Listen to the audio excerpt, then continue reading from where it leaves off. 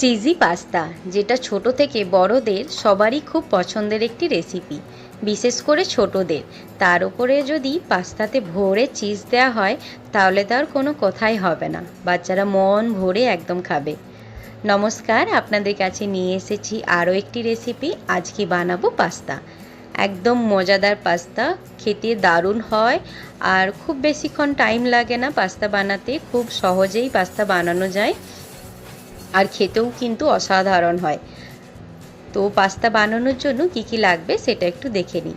আমি এখানে পাস্তা বানানোর জন্য কতটা পাস্তা ইউজ করব সেটা আগে থেকে রেডি করে রাখলাম।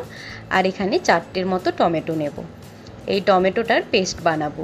তো এই টমেটোগুলোর ওপরে এইভাবে ক্রস লাইন কেটে নেব, যাতে করে যখন আমি সেদ্ধ করব খুব সহজেই টমেটোর খোসাটা কিন্তু ছেড়ে আসবে।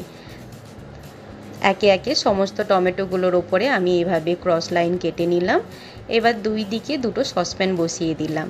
একদিকে সেদ্ধ করব টমেটো আর একদিকে সেদ্ধ করব পাস্তা।